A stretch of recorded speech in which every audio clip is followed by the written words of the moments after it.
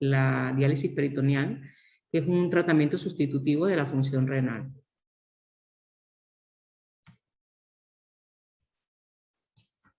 ¿Cómo pasa? Ok.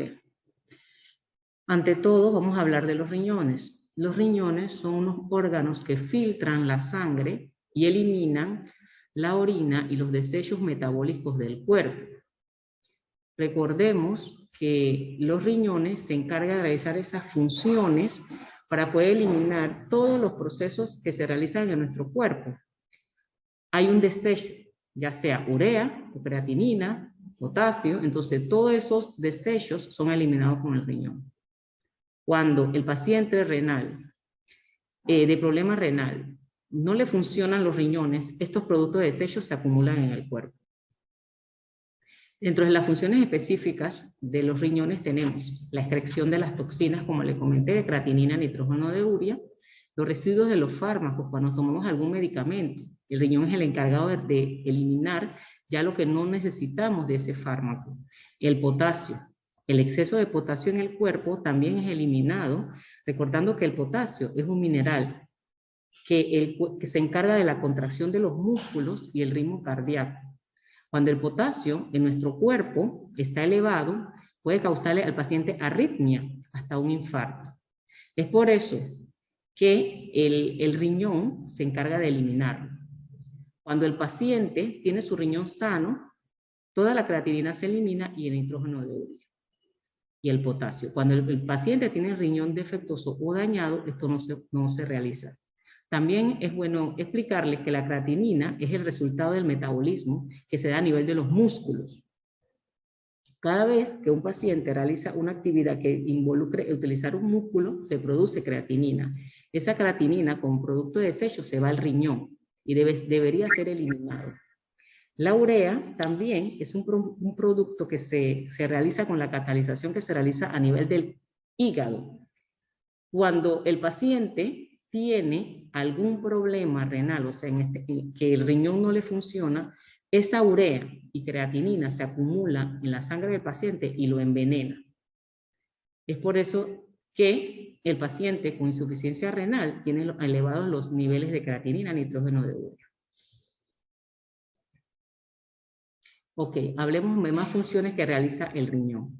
En un riñón sano hay un control adecuado de la hemoglobina. ¿Cómo? El riñón sano hace que se produzca una hormona que se llama eritropoyetina. La eritropoyetina actúa a nivel de la médula ósea del paciente, que está en el hueso del paciente, ayudando a que se produzcan más eritrocitos o glóbulos rojos. Y esos glóbulos rojos evitan que el paciente le dé anemia. O sea, el paciente mantiene su hemoglobina dentro del nivel normal. El paciente que padece insuficiencia renal crónica o que su riñón no funciona, carece de este proceso de producción de la eritropoyetina que causa que el paciente tenga anemia. También los riñones se encargan del control de la presión arterial. Recordemos que el riñón se encarga de la excreción del exceso de sodio y agua de nuestro cuerpo. Cuando en la dieta nosotros consumimos mucho sodio, sal, esto debe ser eliminado por el riñón. El paciente que tiene daño en su riñón, ese sodio se va acumulando y causa aumento de la presión arterial. También el aumento del volumen de líquidos a nivel de las células del cuerpo hace que el corazón se esfuerce más y aumente la presión arterial del paciente. Ok, también podemos hablar de la vitamina D o el calcitriol. Nosotros adquirimos la vitamina D cuando el sol nos da en la piel. De allí se absorbe la vitamina D igual que en la dieta. El primer proceso de producción de calcitriol se da a nivel del hígado. Luego pasa al riñón y el riñón se encarga de cómo recolectar nuevamente ese calcio a nivel del intestino. ¿Por qué es importante el calcitriol? Porque es una sustancia esencial para que el calcio permanezca en el hueso no se debilite. Cuando el riñón no hace esa recaptación o producción del calcitriol, el paciente empieza a tener los huesos más frágiles. De ahí radica esta función del riñón. También el riñón se encarga, como ya le dije, del control de la eliminación del exceso de líquidos en el cuerpo. El paciente que tiene insuficiencia renal debería, entre comillas, consumir de 800 a 1000 ml por día. Pero a veces el paciente se excede y empieza a sufrir lo que llamamos edemas o hinchazón en los miembros especialmente inferiores. El paciente con diálisis peritoneal, hemodiálisis, ya sea diálisis peritoneal o hemodiálisis, debe tener un adecuado control de los líquidos, porque el aumento de líquido en el cuerpo causa que el paciente tenga un corazón más forzado. Ok, le puse esta filmina para que tengamos conciencia de qué es líquido. ¿Cómo podemos controlar los líquidos? Tenemos que saber que el líquido es todo. El paciente tiende a pensar que el líquido solamente es el agua, pues no es así. El líquido son todas las sustancias que tomemos que sea composición líquida, ya sea que tú las congeles o se absorbe en la dieta. Ejemplo, en una sopa con arroz, el líquido no solamente está en la sopa, el arroz absorbe el agua y también hay líquido en el arroz. Tengan en cuenta que el helado también se convierte en líquido, el yogur, la crema, las mismas pulpas de las frutas que consumimos, las cremas, toda la composición líquida causa que el paciente se le acumule el líquido en el cuerpo y el paciente se hinche. Siempre todos los pacientes de diálisis peritoneal y hemodiálisis tienen que llevar un control estricto del líquido que toman y el líquido que eliminan. Un ejemplo claro es que si el paciente consume hielo, eso también es un líquido. Uno debe medir el hielo con composición antes de congelarlo para saber el líquido exacto que uno está consumiendo. Teniendo en cuenta siempre que los líquidos eliminados deben ser siempre mayor a los líquidos ingeridos, porque cuando uno toma más líquido de lo que drena, el paciente se hincha. Recordemos que una de las funciones vitales del riñón es la eliminación del exceso de líquido en la sangre. Cuando este proceso no se lleva bien, el paciente está consumiendo demasiado líquido en la dieta, el paciente se hincha y se siente mal.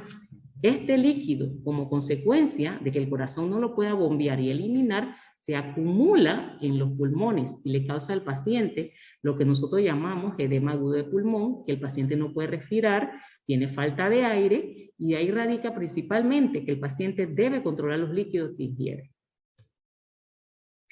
Todo aquel paciente que presente todos estos síntomas y que la función renal, el filtrado medular, o sea, la función renal no se dé como se debe dar, y sufre una enfermedad que se llama insuficiencia renal crónica. ¿Cuáles son los síntomas de la insuficiencia renal crónica? Tenemos náuseas, vómitos, insomnio, pérdida de peso, mal olor de la boca, pérdida de la energía, la piel está seca y también le causa mucha picazón en la piel al paciente. Aparte, el paciente pierde el apetito porque la urea se acumula tanto en la sangre que el paciente, la boca le empieza a oler a urea y el paciente rechaza el alimento. Como ya le comenté, edema, ¿por qué? Porque se empiezan a acumular los líquidos a nivel del torrente sanguíneo. Anemia, por la falta de eritrocitos, porque el paciente no produce, el riñón no produce la eritropoyetina para que aumente la hemoglobina del paciente. Y los problemas respiratorios por el exceso de líquido que hay dentro del cuerpo del paciente. La insuficiencia renal crónica se describe como la pérdida gradual de la función renal, ya eso se lo expliqué, y no filtra adecuadamente los desechos. Ok, entre los tratamientos que hay de la función renal, ok, expliquemos. Cuando el paciente normal, una persona normal, sus funciones, los riñones funcionan de manera adecuada, todo funciona bien. Cuando inicia ese proceso que el riñón deja de filtrar todos los desechos, deja de filtrar la urea, la creatinina y se empieza a acumular los líquidos, el riñón se dañó. El paciente padece de insuficiencia renal crónica y hay que buscar algún mecanismo para poder eliminar todas estas toxinas que envenenan al paciente. ¿Cómo lo podemos lograr eliminar esas toxinas para que la función renal se dé? haciendo estos tratamientos sustitutivos de la función renal, que tenemos el trasplante renal, la diálisis peritoneal o la hemodiálisis. ¿Qué es el trasplante renal? El trasplante renal es cuando se le saca un riñón a una persona que funciona adecuadamente y se lo trasplantan a otra persona que tiene sus 2 riñones dañados, teniendo en cuenta de que esta persona tiene que ser compatible con el paciente, ya sea de un cadáver o de un familiar compatible. Si se le trasplanta a una persona un riñón que no es compatible con el paciente hace rechazo a ese riñón y en vez de tener dos riñones dañados va a tener el tercero y el riñón que se le trasplantó no le va a funcionar adecuadamente. Esto es una de las técnicas más elegibles o que da mejor calidad de vida al paciente, porque si me trasplantan un riñón que está sano, este riñón va a hacer todas las funciones que mis 2 riñones dañados no realizan en el momento. Toda la filtración de los desechos, elimina el líquido de mi cuerpo, se empiezan a producir todas las hormonas que necesitamos para sentirnos bien. Otro proceso de tratamiento sustitutivo de la función renal es la hemodiálisis. La hemodiálisis se realiza pasando la sangre a través de un filtro externo artificial y biocompatible con una membrana semipermeable.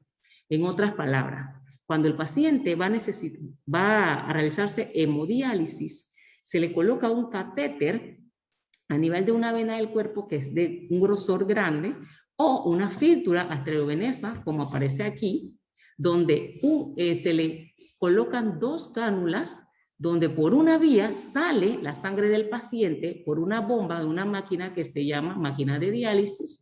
Esta pasa a un filtro artificial, que esta parte es una membrana, donde la parte más interna del filtro contiene la sangre y la parte más externa del filtro contiene el líquido que se llama líquido dializador.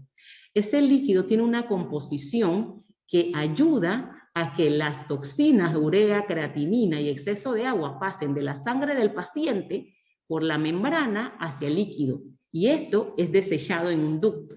Y así ese proceso se hace durante 4 horas y allí le están limpiando la sangre del paciente. Sale de su cuerpo, pasa por el filtro, de su sangre, salen los desechos al líquido y se desecha al ducto, pero después le regresan la sangre al paciente limpia por la otra vía.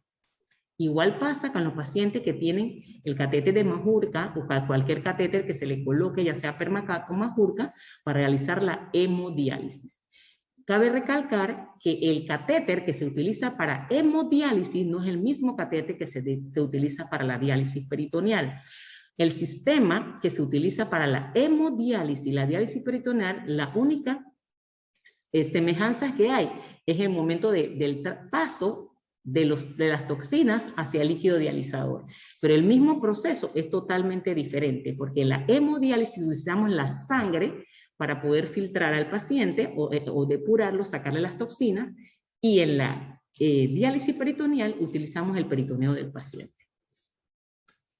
En la diálisis peritoneal es una técnica sencilla que se realiza en el domicilio del paciente, donde se usa el peritoneo como una membrana natural o un filtro para poder depurar o sacar las toxinas al paciente.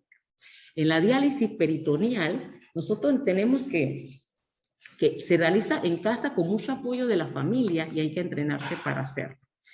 El líquido sale de los vasos sanguíneos que están, las toxinas salen de los vasos sanguíneos que están alrededor del peritoneo y pasan al líquido peritoneal que uno introduce de forma manual para que sean eliminadas después en la bolsa de drenaje. Eso se explicará más adelante. Como aquí vemos, hay muchas toxinas. Estos son los vasos y los capilares sanguíneos que nosotros tenemos a nivel del peritoneo, ya sea el visceral o el parietal, y las toxinas pasan de la sangre del paciente por la membrana del peritoneo, que es esta, al líquido. Ese proceso se da durante 4 horas Este líquido tiene una composición que se llama líquido dializador o dializante, tiene una composición osmótica que atrae las toxinas, las captura y después se desecha por el mismo paciente al momento de drenarse. Ok, diferencia entre los métodos de filtración de la hemodiálisis y la diálisis peritoneal. Como ya le explicaba, la hemodiálisis utilizamos un filtro artificial donde pasamos la sangre del paciente por ese filtro y el líquido dializador, y allí se realiza por medio de difusión y convección. La difusión son los solutos, la creatinina, nitrógeno de urea, y la convección, que es la ultrafiltración o sacarle el líquido al paciente para poder limpiar la sangre del paciente. Allí se eliminan toxinas y se eliminan también el exceso de agua. Más sin embargo, en la diálisis peritoneal, como ya les expliqué, usamos el peritoneo del paciente como un filtro natural y es más fisiológico. ¿Por qué? Porque solamente el único método invasivo en la diálisis peritoneal es introducir un líquido que por su composición química hace que las toxinas sean atractivas y pasan de la sangre del paciente al líquido y este es desechado.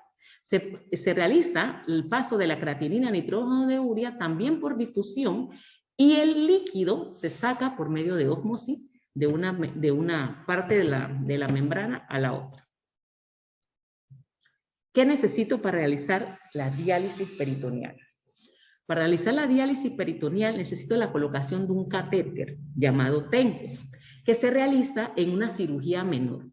Antes de colocarme este catéter, yo voy a ir donde el nefrólogo a decirle que a mí me interesa hacerme otro tipo de diálisis que no la hemodiálisis, y si nunca me he hecho diálisis, yo puedo decirle, quiero que mi función renal ya no funciona. El doctor le va a decir, bueno, hay que hacer una serie de exámenes, como son un hemograma, una química, los tiempos de coagulación, un rayo X de tórax y un electro. Después que tenga esos resultados, se pone de acuerdo con el nefrólogo y se le organiza para realizarle la cirugía menor. El paciente entra hoy y sale el día siguiente. En ese proceso se le coloca el catéter al paciente. A realizar este proceso, luego la enfermera, el día siguiente de la colocación del TENCO, le va a colocar unas líneas de transferencia y un adaptador de titanio que se lo voy a mostrar entre un momento, para poder que sea compatible con el sistema de diálisis peritoneal que existe en el complejo ahorita, que es el de una empresa llamada Baxter. También los familiares y el mismo paciente, si está en condición, tiene que realizar un entrenamiento con la enfermera de diálisis peritoneal para poder realizar este tratamiento en casa.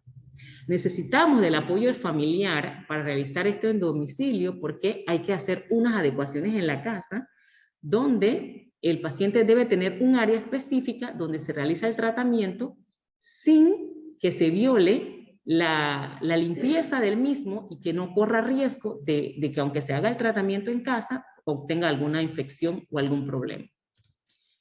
Como ya les dije, este es el adaptador de titanio que se le coloca al paciente luego de colocar el catéter TENCO para realizar la diálisis peritoneal, y la enfermera allá mismo en el área de diálisis peritoneal está capacitada para colocar esto, que es la línea de transferencia al paciente para realizar el procedimiento. Existen dos tipos de diálisis peritoneal. Está la diálisis peritoneal continua ambulatoria, que es la diálisis peritoneal manual, y está la diálisis peritoneal automatizada, que es la de la cicladora. La diferencia de una y de la otra es que la manual se utiliza la gravedad para realizar el proceso de depuración del paciente, más sin embargo, la cicladora se utiliza una máquina. El proceso de la manual se da con 4 recambios al día, cada 4 horas, de forma manual, y se anotan los registros pertinentes. Pero en la cicladora, estos 4 recambios los realiza automáticamente mientras el paciente está descansando o durmiendo. Tanto en la diálisis peritoneal manual como el de la cicladora, se realiza por unos ciclos. Siempre se inician con el drenaje. ¿Por qué? Porque el paciente, cualquier persona que tiene un vaso lleno de líquido y uno trata de introducirle más líquido, se va a desbordar. Así mismo pasa. Si nosotros tratamos de introducir líquido en el peritoneo del paciente y tiene líquido adentro, va a haber un sobrellenado, pudiendo causar un daño al paciente. Por eso siempre el primer proceso o ciclo de la diálisis peritoneal va a ser el drenaje. Luego De eso nosotros le vamos a infundir un líquido al paciente que es de 2000 cc y se le va a dejar allí por 4 horas, teniendo en cuenta que en ese drenaje o infusión puede durar el paciente realizándolo unos 20 a 30 minutos solamente. Y se le deja la permanencia, que es el momento donde realmente se realiza la limpieza y la depuración del paciente, porque en el tiempo de permanencia el líquido permanece dentro del peritoneo 4 horas, donde la membrana y el líquido dializador está sacando por la membrana todas las toxinas que se encuentran en el paciente para a las 4 horas del proceso sea desechada.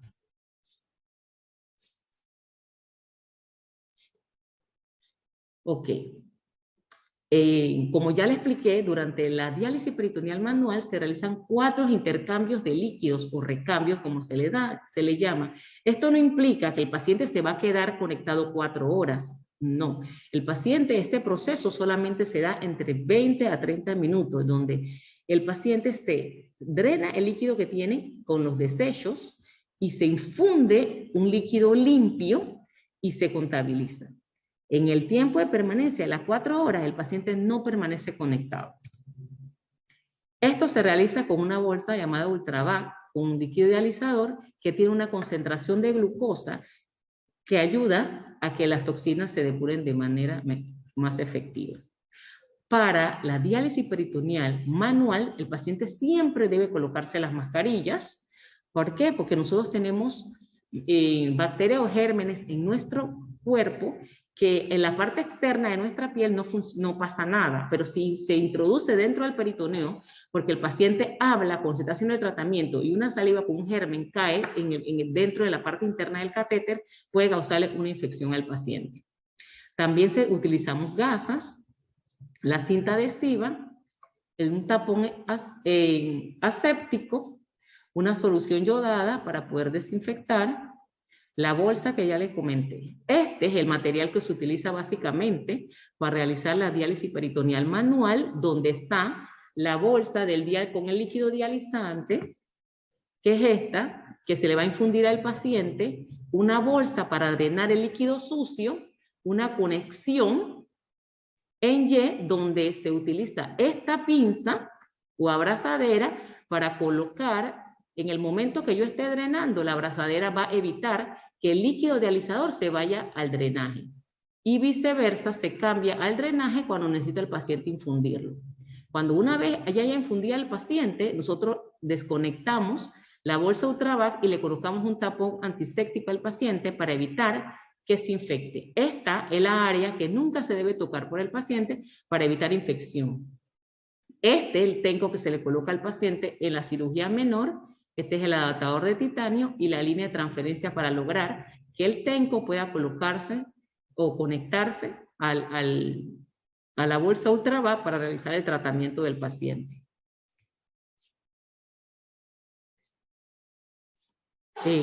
Método para realizar la diálisis peritoneal manual. En la diálisis peritoneal manual, para poder explicarle que el paciente no va a permanecer conectado durante todo el día. Cuando el paciente está realizándose la diálisis peritoneal manual, vamos a dar un ejemplo. Él utiliza bolsas de diferentes concentraciones. Cuando se utiliza bolsas de diferentes concentraciones, el paciente inicia, vamos a decir, a las 7 de la mañana a colocarse la primera bolsa. Este proceso de drenaje e infusión solamente puede tardarle máximo 30 minutos al paciente. Entonces, uno se introduce la primera bolsa, dreno lo que te hago allí y me introduzco la primera bolsa, me desconecto. Yo empiezo a contar 7:30 hasta las 11:30, son 4 horas, que es la permanencia del paciente. Durante este tiempo, el paciente puede realizar su vida diaria, si tiene que hacer alguna diligencia o tiene que hacer algo en la casa, lo puede realizar porque el paciente no está conectado. Cuando ya pasen las 4 horas, el paciente ya a las 11:30 sabía que tenía que drenarse la primera bolsa, se la drena y se infunde la segunda bolsa.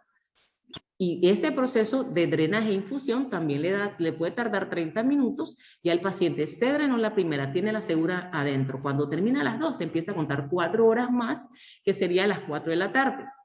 Cuando ya el paciente llega a las 4 de la tarde, él se va a sacar la segunda bolsa y se va a meter la tercera. Ese proceso le dura también 30 minutos y se desconecta. Todo este proceso, en las 3 recambios es durante el día. Ya en la noche, ya le toca sacarse la tercera bolsa y meterse la última. Pero siempre se le dice al paciente que no se tiene que levantar en la madrugada para acabarse ese recambio. Él duerme con esa bolsa y se la drena en la mañana. Recordando que en este proceso, pues, como ustedes pueden ver, el paciente permanece dializándose todo el día. Esta es la diálisis que más se asemeja a la función renal normal de un riñón. ¿Por qué? Porque en la hemodiálisis usted se dializa, se limpia la sangre solamente 3 veces por semana durante 4 horas. Más sin embargo, en la diálisis peritoneal usted se la realiza todos los días, 7 días a la semana, 24 horas al día, y entonces el paciente tiene más opción de tomar más líquido, comer más alimento y todo porque se está dializando diario, porque recordemos que el riñón de nosotros, que es sano, que si estuviera sano, trabajaría 24 horas, y la diálisis peritoneal también se está depurando durante 24 horas, que así el paciente se siente mejor más pronto y tiene más libertad de tomar líquido y comer mejor, porque el proceso se da todos los días. Ok, ahora hablemos de la diálisis peritoneal automatizada, que es la de la cicladora. Los mismos recambios, o puede ser más o menos, que se realizan durante la diálisis peritoneal manual, como ya le expliqué, es de forma por gravedad, se da ahora con una máquina que es llamada cicladora. La cicladora, usted se conecta durante la noche a la máquina. La máquina ya es programada previamente por el médico con la prescripción que usted necesita para poder dializarse adecuadamente. Cuando ya el médico le gradúa la máquina para lo que te tiene que depurar, usted sigue las instrucciones de la cicladora y usted se conecta a la misma. Cuando ya el paciente está conectado, se va a dormir. En la mañana, la máquina le va a decir fin del tratamiento. Usted se desconecta de la misma y ya usted se dializó por ese día. Ya no tiene que en el día volverse a hacer ningún proceso más porque ya se dializó. Este tipo o técnica de terapia de diálisis peritoneal es más accesible para los pacientes que sus familiares le ayudan con el proceso de diálisis y trabajan. Porque el familiar se va a la mañana, lo desconecta de la máquina, se va al trabajo y cuando regresa en la noche lo conecta. Y así mismo hace el mismo proceso el día siguiente, lo desconecta en la mañana y lo conecta. Le da la libertad al paciente para estar todo el día sin estar haciéndose recambios y ya se limpió por el día de la noche, ya se limpió la sangre en la noche y el familiar está con más libertad y se siente más tranquilo porque sabe que cuando llega a casa ya él dializó al paciente, ya lo va a conectar el día siguiente, ya no tiene que estar pensando de que quién le va a hacer recambio a las 4 horas, como en la manual que cada 4 horas hay que hacerle recambio, porque el paciente se dializa todo mientras duerme. El paciente hace su vida social. El paciente tiene más libertades que en hemodiálisis, porque sabemos que en la hemodiálisis el paciente debe venir un día sí, un día no, o sea, 3 veces por semana para esperar turnos en una máquina y en esa máquina queda conectado 4 horas. En la diálisis peritoneal, como el proceso se da en casa, el paciente tiene la comodidad de ajustar su horario y en especial cuando tiene la cicladora, porque el paciente que trabaja puede seguir trabajando cuando ya se sienta mejor, se va a su trabajo, se conecta en la noche, se desconecta antes de ir al trabajo y ya sabe que se está realizando su proceso de diálisis sin ningún tipo de inconveniente. Ok. Es muy importante, tanto en la diálisis peritoneal manual como en la cicladora, llevar un adecuado registro de los ingresos y egresos de los líquidos, teniendo en cuenta que los ingresos son todo lo que tomo, todas las bolsas que me coloco. Si en caso de la manual yo tengo que anotar todas las bolsas que me coloqué, los 2000 cc de la bolsa que contiene la bolsa, más lo que, y al final escribo lo que dreno. Recordamos que tenemos que contar, si tomé un vaso de agua, en el ingreso tengo que introducirlo. Si tomo hielo, recuérdese que el hielo también se puede medir. Hay muchas personas que piensan que el hielo no se puede medir. Si usted toma una cubeta de hielo, Antes de congelarla, usted agarra y mide 60 cc de agua y la introduce en la cubeta y la congela. Si yo me tomo un cubito de hielo, yo sé que allí consumí 60 cc de agua. Le doy este ejemplo para que sepan qué tan estricto debe ser el control de líquido. Porque recordemos que si nosotros tomamos más líquido de lo que drenamos, nos vamos a hinchar. Y esta hinchazón o este exceso de líquido que tengo en mi cuerpo se va a los pulmones y el paciente empieza a sentir falta de aire. ¿Por qué? Porque el líquido se fue a los pulmones porque el corazón no tuvo la fuerza de bombear o sacar ese líquido del cuerpo, aparte de que el riñón el paciente no le funciona. A los pacientes de hemodiálisis esto se ve más marcado porque ellos se dializan cada 2 días. Y entonces si el paciente el mismo día que se dializó toma muchos líquidos, cuando ya que llega a la diálisis aumentó 2 por día, 3 libras por día de líquido, llega a 9 litros, 9 litros de agua que se tomó, hay que sacarlo de la máquina y el paciente se descompensa. En la diálisis peritoneal hay más flexibilidad de la toma de líquido, pero tampoco hay que abusar. Asimismo, en los egresos yo tengo que sumar lo que yo orino y lo que dreno en las bolsas. Siempre el egreso debe ser mayor de lo que yo ingiero. Existen diferentes concentraciones de soluciones dializadoras, que es el líquido que se le introduce al paciente para poder realizar la diálisis. Hay de 1.5, 2.5 y de 4.25. Teniendo siempre en mente que mientras más alto sea el número, más concentración de dextrosa o glucosa hay en el paciente, hay en las bolsas, y más depura y más toxina le saca al paciente, más líquido también le saca al paciente. Ventajas e inconvenientes de la diálisis peritoneal. Ante la ventaja tenemos que es fisiológico. ¿Por qué es fisiológico? Porque utilizamos la propia membrana del paciente como un filtro natural y no es tan invasivo como la hemodiálisis, que es un filtro artificial. El paciente tiene mejor estabilidad hemodinámica porque con la hemodiálisis las bombas le va sacando la sangre de su cuerpo, se la pasa por un filtro y se la regresa, y eso causa inestabilidad hemodinámica al paciente. Más sin embargo, en diálisis peritoneal, como solo lo único invasivo es introducir un líquido por 4 horas, el paciente no se siente mal.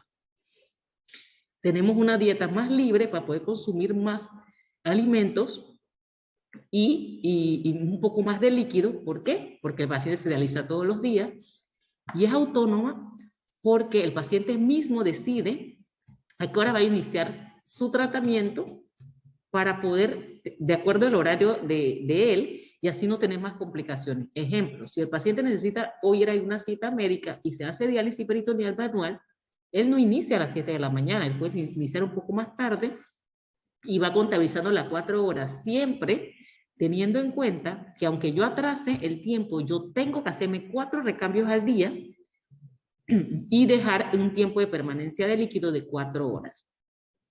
Entre los inconvenientes que pueden surgir en la diálisis peritoneal tenemos infección del orificio, donde tenemos que tener en cuenta, una de las ventajas también de la diálisis peritoneal que no tiene la hemodiálisis es que el paciente puede ducharse en el baño. En la hemodiálisis el catéter no se puede mojar, pero en la peritoneal, como el catéter está recubierto por la piel, el paciente puede ducharse en el baño y nada más que al final tiene que secarse el orificio con gasa y cubrirse. Pero teniendo en cuenta que no puede ni sumergirse ni en tina, ni en piscina, ni en sauna, nada que el catéter quede sumergido mucho tiempo en agua, porque por allí, en el túnel donde se le introdujo el catéter, puede haber algún tipo de infección. Entró por la humedad. Acuérdense que todo lugar que se mantenga húmedo ayuda a que el germen crezca. Nosotros tenemos en la piel algunas bacterias que son naturales, y si esa bacteria entra ya sea al orificio de donde se introdujo el catéter o al peritoneo del paciente, le causa infección, como la peritonitis. La peritonitis es una inflamación del peritoneo por la invasión de un germen dentro de él que no debería estar allí. Es por eso que es muy importante que durante el entrenamiento de diálisis peritoneal, el paciente en casa realice los mismos pasos que se le enseñó durante el entrenamiento. Otro inconveniente es el aprendizaje, porque recordemos que algunos pacientes aprenden de manera más rápida y más ágil Más sin embargo, hay otros que el aprendizaje es más despacio. ¿Qué tiempo dura el entrenamiento de diálisis peritoneal? El tiempo que tarda el paciente o el familiar que se va a encargar del tratamiento en aprender el proceso de manera adecuada. Ok, ¿cuáles son las contraindicaciones para que el paciente no pueda entrar a una diálisis peritoneal? Es la incapacidad del paciente para su autocuidado, o el poco o nulo apoyo familiar. ¿Por qué? Porque el paciente es el que se va a hacer responsable en casa de su tratamiento. Si el mismo paciente no logra esa conciencia de autocuidado, y en caso que el paciente pueda realizárselo, o en caso que dependa de un familiar no lo quiera realizar, el paciente no se va a poder estar en diálisis peritoneal, porque ellos tienen que ser conscientes de realizarle las diálisis al paciente en el horario que se establece y llevar los registros pertinentes para poder que cuando venga a la cita médica, el doctor se dé cuenta de que si se está realizando adecuadamente el tratamiento o no. Recordemos también que cuando se realiza la diálisis peritoneal, se le manda exámenes de laboratorios periódicos y allí nosotros nos damos cuenta si el paciente se está realizando bien o no el tratamiento. Un paciente con una enfermedad mental grave no puede realizarse diálisis peritoneal, porque si el paciente tiene una inestabilidad mental, no va a poder tomar esa conciencia para poder realizarse el tratamiento en casa. Los pacientes que tengan cirugías intestinales graves, que ya han tenido varias cirugías abdominales, tampoco son aptas para poder realizarse diálisis peritoneal, porque ya esas paredes abdominales y el ya fueron afectados con cirugía y puede ser que no funcione adecuadamente el tratamiento. Y como le dije, infecciones crónicas de la pared abdominal. Hay pacientes que la pared abdominal se le puede infectar con un hongo, que casi siempre es lo que impide más la realización de la diálisis peritoneal. Entre otras complicaciones que se puede realizar en la diálisis peritoneal. No sé si tendrán algunas preguntas.